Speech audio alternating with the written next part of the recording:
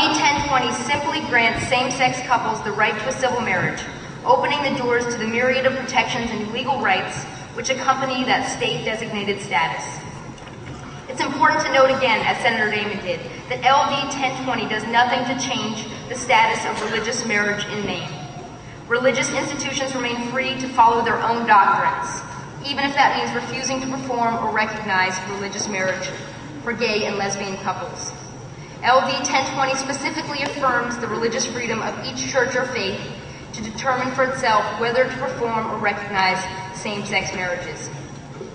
Today and over the coming weeks, you will hear from many Maine couples who want to marry and who suffer harm because the state refuses them to give them the same legal status that many of us enjoy. You will also hear from others who argue that this debate is happening too quickly, that this bill asks for too much change too fast. We could not disagree more. The time for true civil rights is always now. We are living in difficult times.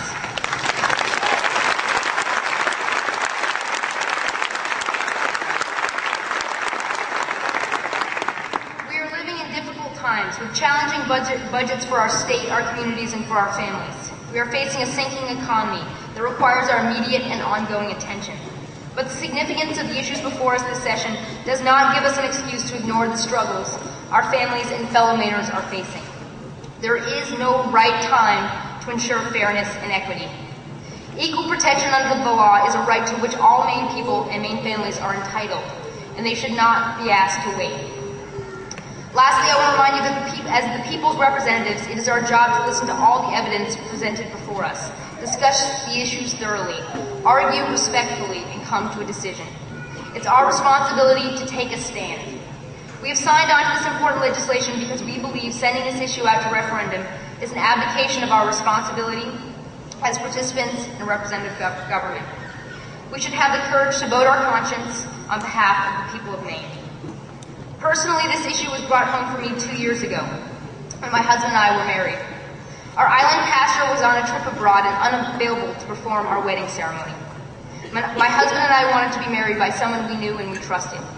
We asked a good family friend to perform our wedding. We knew his tone, his presence, and his sense of humor would be perfect. He was honored to do it, and we immediately got to work planning the ceremony. Throughout the preparations for our wedding, he gave us honest and valuable advice about the joys and challenges of a lifetime of commitment to another person. He gave us some of the best advice either of us has ever received about marriage. As we drove away from our wedding rehearsal, all of us happy and relieved that everything seemed to be going well, my friend said to me, "I'm honored to perform your wedding. It's going to be great. But it's important to understand that you and Jason have the right to do something very special. It's a right I do not have." My friend that married us is a gay man who's been in a committed and loving relationship with the same man for more than 30 years. I was struck in that moment that a person whom I respected and trusted, a person as close to me as some of my dearest relatives, a person whose relationship was a model for me of trust, compassion, and longevity, was legally denied a right and status that my husband and I were about to be granted. There is nothing fair about giving some committed couples in Maine the right to the legal responsibilities and privileges of marriage while denying it to others. Because the status quo is discriminatory, unfair, and unjust, we strongly urge you to vote ought to pass. I thank you for your time and your patience, and in advance for the endurance and patience I know that you will all have today. And I'd be happy to answer any questions.